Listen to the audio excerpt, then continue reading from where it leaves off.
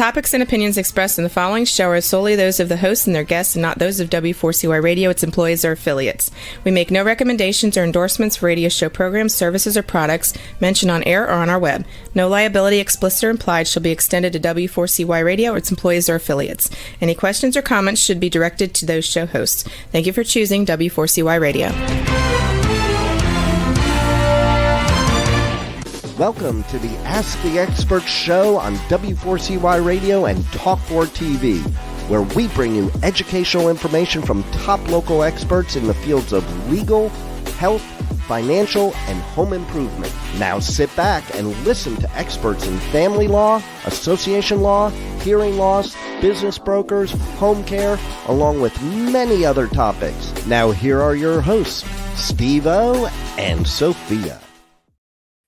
Hey, good afternoon, Houston. Welcome to another Ask the Expert show where we bring you the top experts in the field of legal, health, financial, and home improvement. You have been asking for several years for us to add a show on sleep disorders. We've actually not had an opening up until now, but we found one of the top experts, not only in sleep disorders, but also in ear, nose, and throat in Sugar Land, Texas. That's right outside Houston, as you know. Let me welcome our new expert, Dr. James Ludwig. Hello. Hi, James. How are you? Good. So this is your first show. Tell people about your practice. Well, I'm a solo practitioner. I trained at, I went to medical school in Ohio, and I trained master residency at Baylor in the medical center. That was in 1999. And then I trained at Baylor. I finished my ENT residency in 2004, and then I did a fellowship in sleep medicine with the pulmonologist so that I could become boarded in not only ENT, but also sleep medicine. So I have a board certification in head and neck surgery, and then I have a board certification in sleep medicine, which is very unique because I'm pretty much the only ENT that did a fellowship in sleep, at least in the southern United States. So I'm proud of that. And then I worked at Ben Taub and Methodist and Texas Children's for a few years. I did teaching as a faculty member, and then I ended up opening my own practice. And I'm a solo practitioner, and I treat a lot of patients suffering from sleep apnea. I see at least 1,000 new sleep patients a year, just myself. And then I do a lot of nasal sinus care because that's very closely associated in a lot of people with their sleep apnea problem, either treatment or cause or whatever. James, since you're talking to someone who totally understands sleep apnea, who's on not a CPAP, I'm on a BiPAP machine. It is so important. This is one of the things we want to get across to people, that you cannot let this go. And when your partner tells you stop snoring and you say you're not snoring, because it is a little embarrassing, that it's time to go in and have it checked out. Now, James, gosh, I didn't realize that now. It used to be when you would go in for a sleep test like I did, you would have to go to a clinic. Now I understand they're doing it at home. Yeah, that's nice. So we do home sleep testing. Most people with just straightforward obstructive sleep apnea. There are various home sleep tests manufacturers. We use one made by Philips, but yeah, you do them at home in your own bed. They're one night. They're actually only it's about $150 test. Very inexpensive. And to your point about snoring, the snoring isn't sleep apnea. Snoring is a noise, that someone makes when they sleep. And what I always tell my patients, what I point out to them is that, snoring is really a sign that you're developing a significant amount of resistance to airflow. Because if you think about it, nobody snores when they're at work or when they're awake. Yes. We're not sitting here now, and I've been accused of snoring. So We're not sitting here now snoring on the air. And the reason that is because if you're snoring, you're having a lot of change to your airway. That's what it tells you. It doesn't mean you have sleep apnea, because sleep apnea is when you get so much change to the airway, it gets so much smaller, you can't get enough air. You don't have to wake up dying or gasping to suffer from this condition. You just have to have episodes where you're not getting enough air, and eventually, your body needs to fix that condition, and it does that by having these little arousals, and then those arousals are what make you feel bad, because if you keep doing that over and over and over again, then your sleep becomes fragmented unbeknownst to you, and you basically feel sleep deprived all the time. So snoring doesn't mean you have sleep apnea, but certainly it's something that's telling you your airway isn't that great when you're asleep. So how does a person know how do they know to even contact you that they might have sleep apnea? Well, there's different reasons people come in. Some of the more serious things would be like what you were mentioning, that maybe they have a procedure or colonoscopy, some kind of sedation, oral surgery, and the doctor tells the patient that, man, you need to go see a sleep doctor. Some people, it's their, like you said, significant other, you're there gasping at night and not breathing, and the person next to you is, worried about you, like wives or things. So they'll encourage patients to come in. Pretty much anyone that has heart failure or had a stroke. I mean, a very, very high percentage of those patients are suffering from sleep apnea, whether they know it or not. And then patients who just feel bad, like they're just tired, eventually they just get, this is an insidious condition. It doesn't start, like you don't wake up one day with sleep apnea and you didn't have it the day. If you did, then you would know right away there's a problem. There's a reason they call it, did you wake up on the wrong side of the bed? When people who don't suffer from sleep disorders and you don't sleep well, you know it because you normally do sleep well. So you have that normal baseline. But people that suffer from untreated sleep apnea, they don't know, that they're not feeling right. They just attribute, or if they do think they're not feeling right, they'll attribute it to things they do know, like stress, work, I'm not sleeping enough, overweight, yada, yada. You're not going to attribute how you feel to something you don't even know what's happening. So,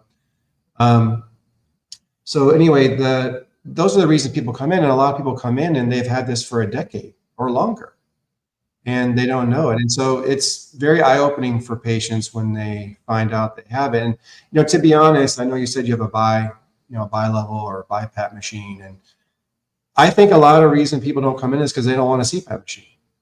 Like they don't want the treatment. They already know they have it. Like deep down, they know they have it. But if they were to actually come in and get diagnosed, then they would be like thrown in their face. Now they can't just assume they have it. Now they know they have it. And now they're forced with a treatment decision. But the good news is that most people that get a sleep test, well, I'll tell you, everyone gets a sleep study, at least anywhere else but here. Everyone's going to get a CPAP machine. I mean, it doesn't matter if you're the mild guy or you're the super serious, severe guy. They all get the same treatment. But that's not how I treat my patients. So there are actually a lot of treatments. There's, appliance therapy. There's surgeries. There's neurologic neurostimulation implants. Nasal surgery sometimes can be very helpful. So I think that the barrier to diagnosis sometimes is the fear that you're going to be relegated to a CPAP your whole life. And, some people, like apparently yourself, are okay doing that because if you sleep well with it, you don't really care what it is. It could be a helmet for all you care. You make feeling good. So, it doesn't matter, and you're not snoring, and frankly, it's safe to do. So there's no risk to you using that. But I do think for a lot of people, the barrier to evaluation is the fear of the answer, and then the fear of the CPAP machine. That's my theory. Okay, God, that makes a lot of sense. How do you diagnose them or you evaluate them? So it's kind of cool. We have I have a couple 50-inch monitors in my exam rooms, and we do endoscopy of the nasal airway, throat airway, of course in your mouth. And none of that tells somebody, whether or not you have sleep apnea, but you certainly can see things that would be giving you problems moving air. And then we're going to do the home sleep test. And the nice thing is, at my office, you get it the same day. So you come in the way most people get diagnosed is they go to their family doctor or whoever, and they order a test, and they get a test from somewhere else. And then that somewhere else tells the doctor that you have sleep apnea, and then they ask for another order. And then you go back to the same place, get an in-lab titration, or maybe a DME company gives you a machine. And then, so a stranger gives you the machine, and now you're having maybe problems using it. So you go back to your family doctor who he's never learned how to manage CPAP machines or even use CPAP machines. So he's telling you to ask the company who gave it to you, how to use it. So, and then later on, you'll go see the ENT who's a third or fourth provider. So you're seeing like 3 or 4 people to get diagnosed and treated. But because of my just unique, background, fortunately, we do all at one place. So we have CPAP machines here. I fabricate oral appliances. Well, I don't fabricate them here, but I scan your mouth and do all the impressions and whatnot that are needed. I do all the sleep surgeries except for oral maxillofacial surgery procedures, which nobody really gets anyway. And I work with some sleep dentists if people need like palatal expansion or other things. So the nice thing is that when people come here, they really just see me. And because I've done this for 20 years and I've literally taken care of, thousands and thousands and thousands of sleep patients, you just learn like any other profession.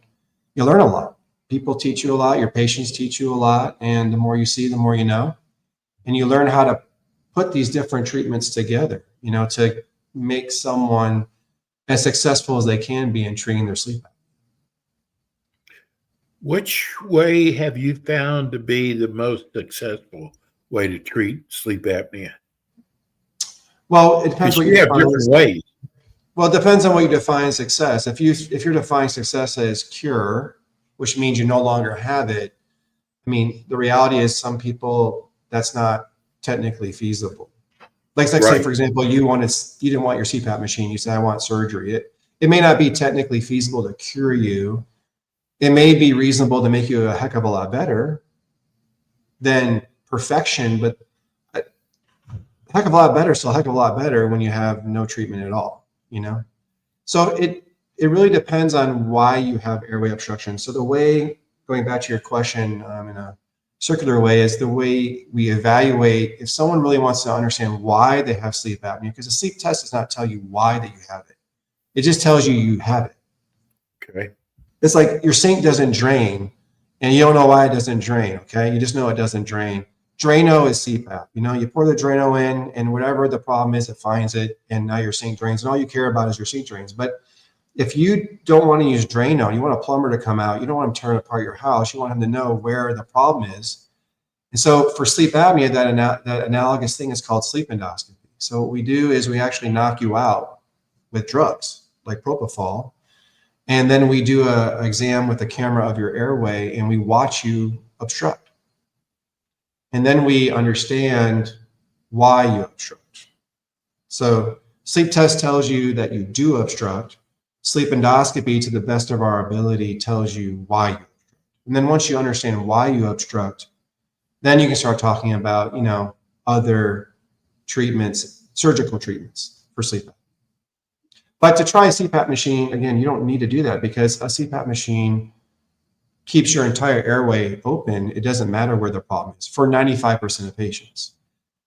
And then for some patients, honestly, oral appliances are better, because I don't know if you don't even like this, but I used to date a girl, and when she would sleep, like her mouth would just, like her whole mouth would open, or her jaw would fall back. Okay. So if you're doing that, then that means everything in your mouth is falling back.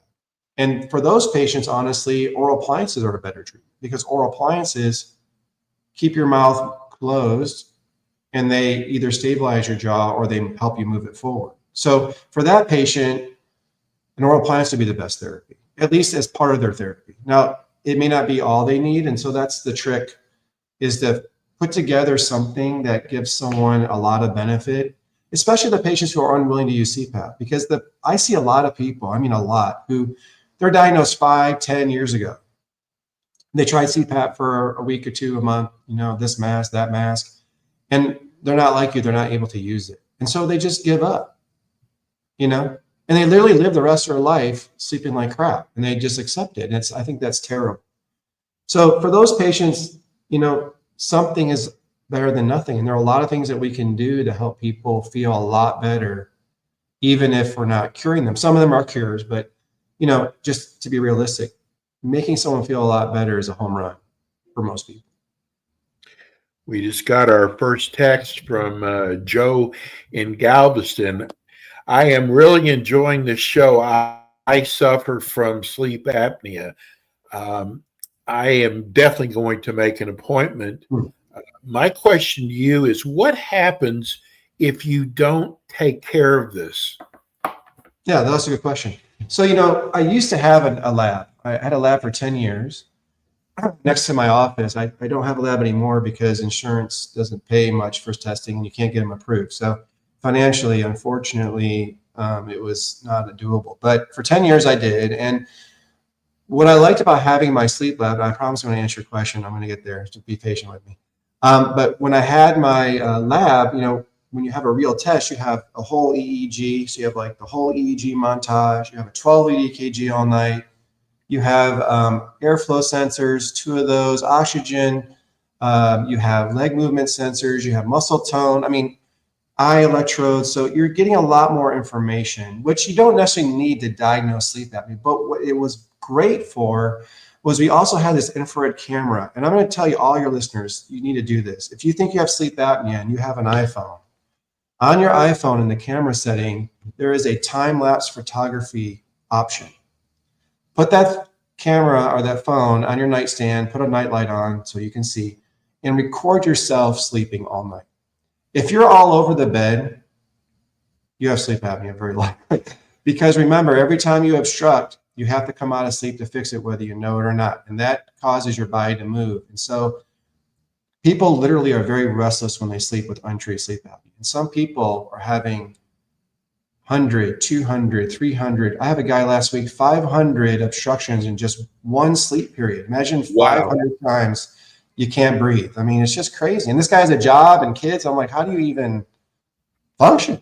It blows my mind. But anyway, so the reason I bring this up is I had the infrared camera and I had all the tracing. So not just a report. I wouldn't even show my patients the report. What I would do is I would bring them over to a screen and I would show them their tracings. I would show them their EKG because everyone knows an EKG because they see it on like ER shows and stuff. They know what EKG looks like. They kind of know heart health. And I would show them the airflow channel, going up and down. And then I would show them their EEG. And then I would squeeze it all together so you could see the breathing. And I would just watch. You could just watch when you obstruct, your heart rate, if your normal heart rate is like 80, it'll go down to like 40 or 50. So while you're not breathing, and these obstructions, by the way, they don't last 5 or 10 seconds. These things are lasting 10, 20, 30, 40 seconds long. Wow. Literally. So where you literally stop breathing. Yeah, it's like the airflow channel looks like flat line, like you're dead, okay? And then your heart rate plummets. I mean, it goes way down. You get bradycardic. It's just a natural physiologic response to the obstruction, okay? And then remember, to fix that obstruction, your brain comes out of sleep. So you can actually see the EEG get really high amplitude. You draw a line straight down, all of a sudden you'll see the airflow restart. And then the heart rate goes from 40 to 100 to 120, okay? So now imagine you're sleeping all night long. Your heart rate's going from 40 or 50 a minute, beats a minute to 100 beats a minute to 40, 50 beats a minute to 100 beats. And on top of that, remember, when you obstruct, you're not moving air, so you're still alive. So you're burning oxygen, but you're not replacing it. That's why your oxygen goes down. And at the end of your obstruction, when your oxygen's the lowest, you have the arousal, and then your heart rate shoots up. So when your heart rate's 110, your oxygen's 80. By that, I mean 80% of your blood has oxygen and 20% doesn't. And then when you obstruct and your oxygen's 100 now because you were breathing the last few, few breaths, your heart rate is 50, but your oxygen's 100. So it's the exact opposite of what you'd want, right? You don't want to go run and put a bag over your mouth and not breathe, right?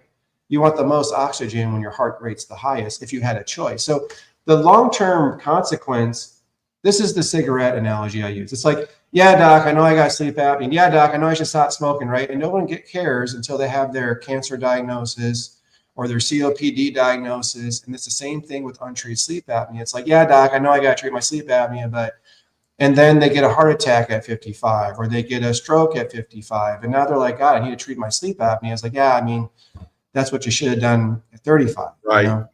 And sure, we're going to treat it now, but I mean, you get my point. It's like, do we have to die first or come close to death before we figure out that we should be doing what we're doing? And unfortunately, a lot of people need like near-death experiences to change, but it does have to be that way because, again, like I'm saying, there are other things you can do to make it better outside of air pressure. And I'm not saying that you shouldn't do air pressure, because as a treatment modality of doing what it's supposed to do, air pressure is the best for most people. But I mean, if you can't use that modality, the answer isn't to do nothing, James, I got to tell you, I've been doing this show for 14 years. We've had in other markets, we've had dentists to do. We've had some doctors. I got to tell you, this is your first show. I have learned more from you in the 25 minutes that we've been on that makes so much sense. It is so obvious that you are so way ahead of the game. Thanks. Yeah, it's just, well, like I said, it's just, the problem with sleep apnea is like treating cancer, do you want to have your head and neck cancer treated, at 5 buildings with 5 doctors who don't know each other? I mean, that's the beauty of going to, say, MD Anderson. I trained there. For those unfortunate people that do have to, suffer through those conditions, and it's not fun, head and neck cancer by any means. But I mean, to treat head and neck cancer, you need a head and neck surgeon, you need an oncologist, you need a radiation oncologist, you need a speech therapist.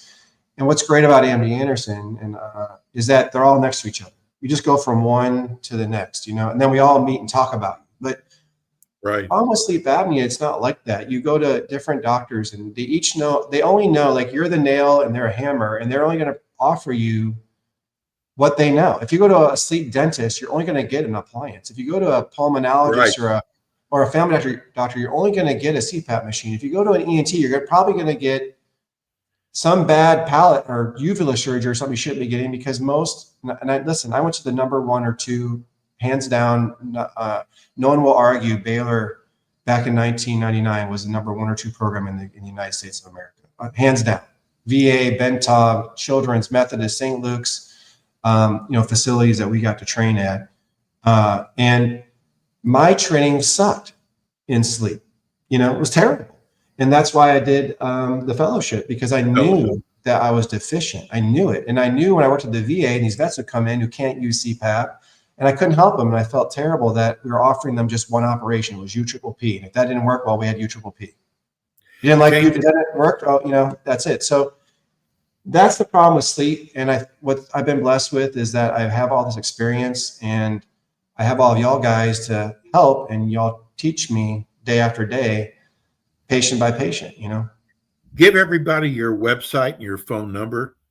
My website is sugarlandent.com, and our phone number is 281-556-1102.